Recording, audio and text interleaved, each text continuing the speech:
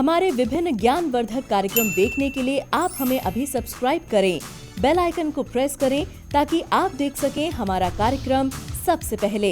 और अधिक जानकारी के लिए फेसबुक पेज को लाइक करना न भूलें। जय माँ इंद्राक्षी। इंद्राक्षी धाम में दर्शकों आप सभी का हम हार्दिक स्वागत करते हैं। आज के दिन जिन जातकों का जन्म दिवस है, मैरिज एनिवर्सरी है, उन सभी को हमारी तरफ से बहुत बहुत शुभकामनाएं। आज हम बात करने वाले हैं ज्योतिष शास्त्र के माध्यम से हम अपने पूर्व जन्म के पाप और पुण्य भी जान सकते हैं, जिसमें हमारे हाथ की रेखाएं या हमारी जन्म पत्रिकाएं इस प्रकार की सारी बातें बताने में सक्षम होती हैं। आज का कार्यक्रम ज़रूर सुनिएगा। आइए आज का हम पंचांग भी देख लेते हैं। 20 अगस्त सन 2021 दिन शुक्रवार, श्रावण माह शुक्ल पक्ष, संवत 2078, तिथि त्रयोदशी, नक्षत्र उत्तराषाढ़ा, राहु काल 10:30 से 12, दिशा सूल पश्चिम दिशा।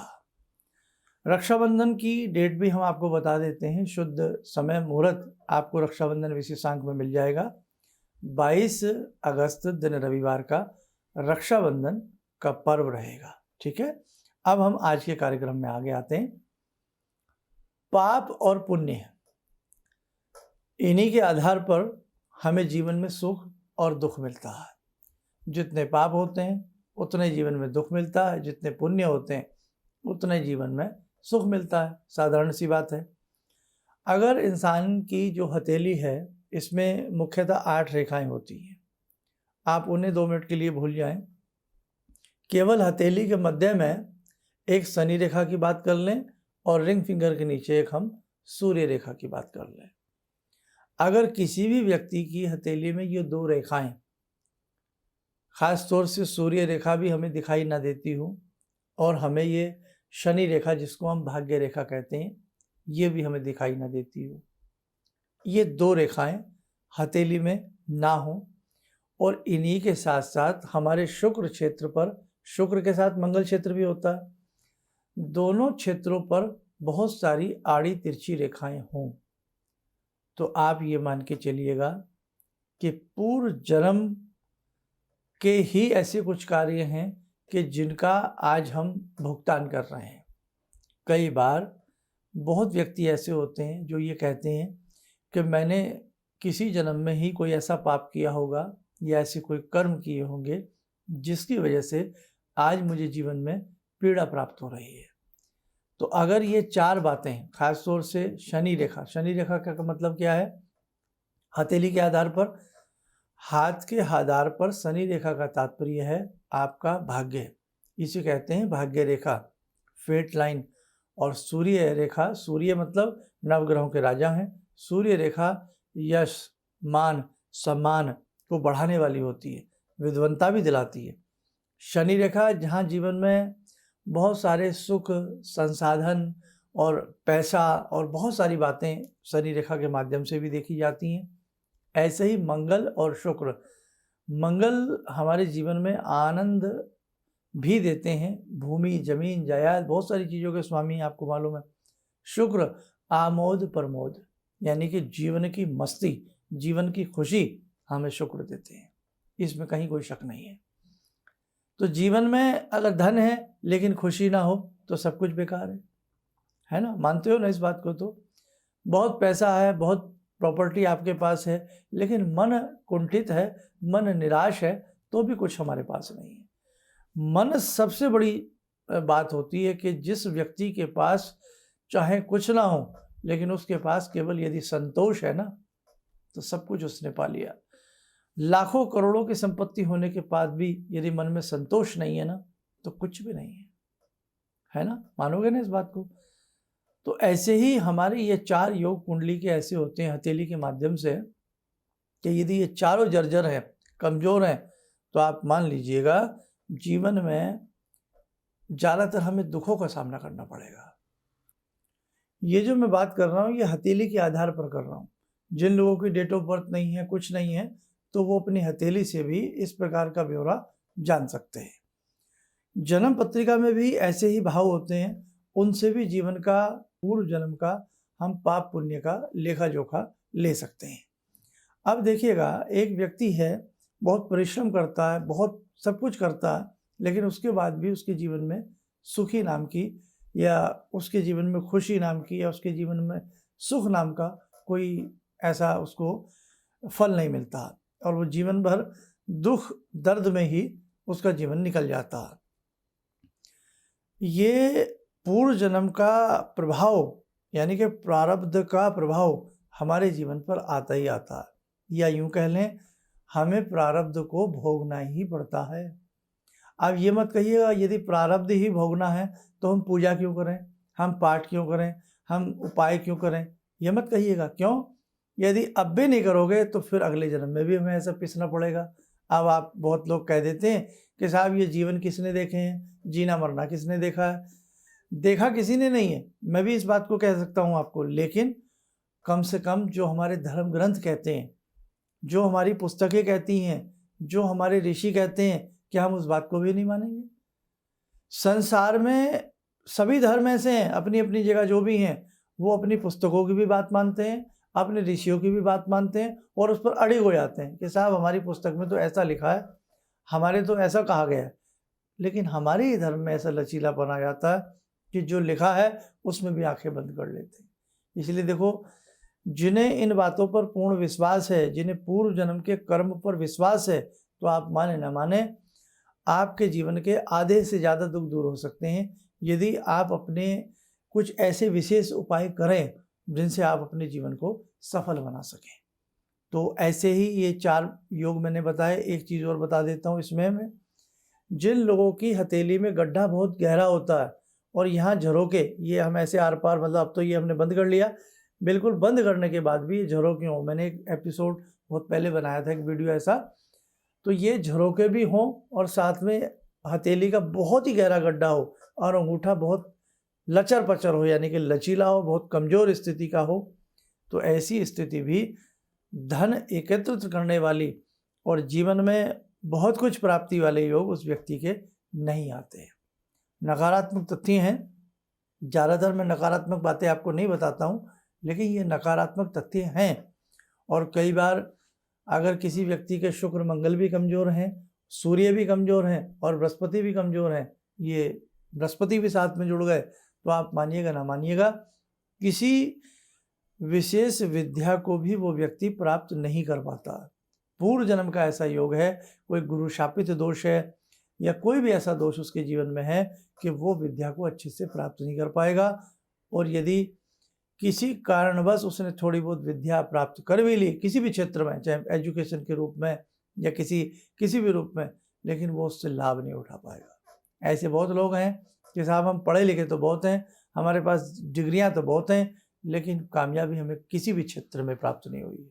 अब इसका एक सीधा सा रास्ता है, यदि जीवन में जब हमें घनघोर दुख की प्राप्ति हो, जीवन में निराशा की प्राप्ति हो, जीवन में सारे काम अस्त व्यस्त हो जाएं, जीवन अस्त व्यस्त हो जाए, संघर्ष में जीवन चल रहा हो, निश्चित हमारे कोई प्रारब्ध है, ऐसा है जो हमने खराब किया है। निश्चित हमारे पूर्व जन्म में कुछ हमसे पाप हुआ है, चाहे जाने में या अनजाने में। उसके लिए आप विशेष प्रकार के अनुष्ठान कीजिए, उसके लिए विशेष प्रकार के मंत्र की साधना कीजिए, और बहुत ऐसे रास्ते हैं उनसे निकला जा सकता है। ऐसा नहीं है उनसे आप निकल नहीं सकते। प्रार्थना, मंत्र शक्ति के चमत्कार अद्भुत होते हैं। आइए मेरे साथ को समय चला है आज की साधना से। आज में हम जुड़ते हैं भगवान श्री राम से। ॐ रामो राजमणि सदा विजयते, रामं रमे संभजे, रामेण विहता निशाचरचमू, रामाय तस्मै नमः।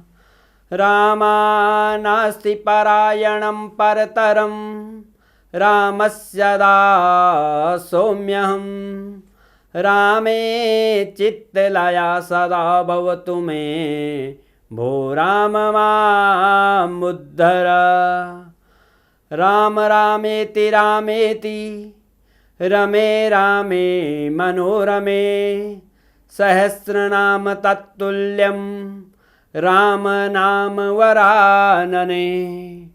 आदो राम तपोवनं दिगमनं, हत्वा मृगं काञ्चनं वैदेहीहरणं जटायुमरणं सुग्रीवसंवासनं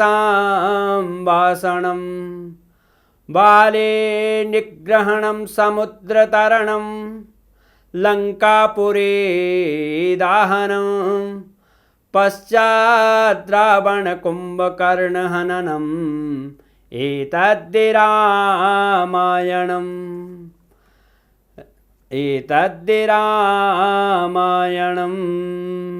कवच बना लें, ध्यान करें, प्रभु राम जी का शुभ आशीष हम सबके ऊपर बरस रहा है।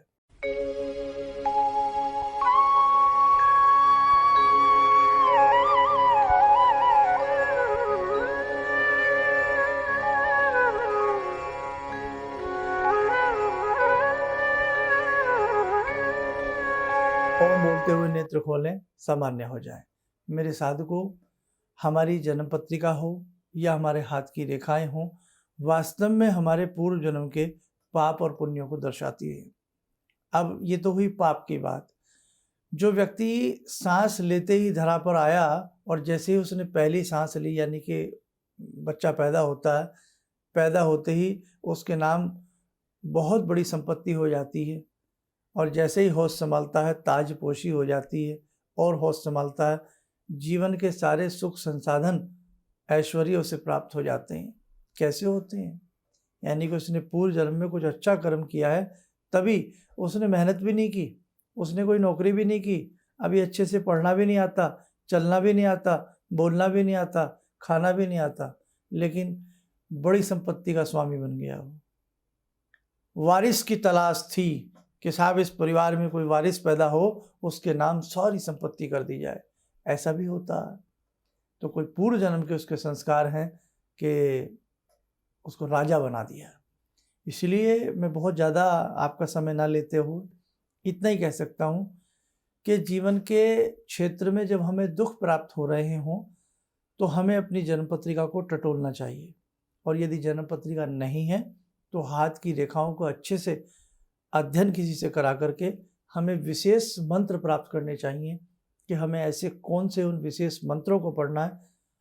मंत्र ही वो शक्ति है जो पूर्व जन्म के पाप को पुण्य में बदल सकती है। ध्यान रखना, मंत्र से मतलब आपकी साधना, आपका शुभ कर्म, आपकी साधना, आपका शुभ कर्म ही ऐसा कर्म है जो आपके पूर्व जन्म के पापों को जला करके ध्वस्त कर सकता है। उसमें से गायत्री साधना प्रथम श्रेणी में आती है। गायत्री का जो भी साधक होता है, जिसने भी गायत्री को साधा होता है, गायत्री मंत्र ऐसा मंत्र है जो पुराने, जो भी अच्छे से आप गायत्री साधना करेंगे तो आपके पूर्व जन्म के कुसंस्कारों को गायत्री साधना चबा डालती है। जैसे एक चादर को धो धो करके मैल को निकाल दिया जाए, चादर साफ सुथरी लट्ठा सी हो जाती है, ऐसे ही मानो जीवन में कितने भी दुख हो, कार कंटक क्यों ना हो, गायत्री साधक जब अपनी साधना पर अड़िग रूप से अपनी माला को नियमित समय पर जपता है, अच्छे से गायत्री मंत्र पढ़ता है, किसी से अच्छे से दीक्षा आदि लेकर के, तो माने ना माने उसके जीवन में बहुत सुंदर दिन आते हैं, उसके दुख कटने लग जाते हैं। ऐसे ही अनेकों प्रकार की साधनाएं। तो बस आज आपसे मुझे यही कहना था कि पूर्व जन्म का सुख और दुख, पूर्व जन्म का पाप और पुण्य आपकी जन्म पत्रिका में या आपकी हथेली में, हथेली तो भगवान की बनाई हुई रेखाएं हैं, इन्हें तो हम चैलेंज नहीं कर सकते, नेचुरल है, ये भगवान ने बनाई है, इसीलिए आप इनसे सब कुछ जान सकते हैं। और उसके आधार पर आप अच्छे से किसी मंत्र को पढ़ें, पूछ करके किसी से कोई विशेष प्रकार का दान करें, विशेष प्रकार की कोई धातु पहने, तो आपको बहुत अच्छा लाभ मिल सकता है। आप स्वस्थ रहें, सुखी रहें। इन्हीं शब्दों के साथ हम अपनी वाणी को विराम देते हैं। जय मां इंद्राक्षी। गुरुजी, मैं गुवाहाटी से आई हूँ और मैंने टीवी में ही आपका प्रोग्राम देखा था जिसमें आपने मुझे, मतलब मैंने सुना था उसमें आपने हिरण्यहंस सूर्य को देखते हुए बताया था 3 माला करने के लिए। वो मैंने जब से शुरू किया,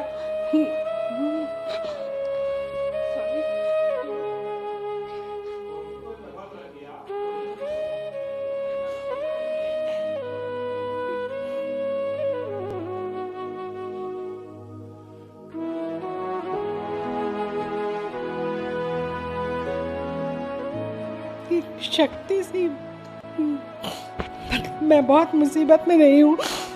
एक पावर सा मेरे अंदर आया और मुझे एक नेगेटिविटी दूर हुई और मतलब मैंने ऐसा फील किया कि मैं उस प्रॉब्लम को फेस कर सकती हूँ और अभी भी मतलब कंटिन्यू है मेरा वो, तब तक शायद जब तक मेरा जीवन रहेगा, जब तक मेरी प्रार्थना पूरी ना हो जाए। Thank you so much. किसी भी समस्या के समाधान के लिए मिले प्रसिद्ध हस्तरेखा एवं वास्तु विशेषज्ञ प्रोफेसर धर्मेंद्र शर्मा जी से। नोट: शिविर में भाग लेने हेतु एवं व्यक्तिगत रूप से मिलने के लिए कॉल करने का समय सुबह 10 बजे से शाम 6 बजे तक। हमारे विभिन्न ज्ञानवर्धक कार्यक्रम देखने के लिए आप हमें अभी सब्सक्राइब करें, बेल आइकन को प्रेस करें ताकि आप देख सकें हमारा कार्यक्रम सबसे पहले। और अधिक जानकारी के लिए फेसबुक पेज को लाइक करना न भूलें।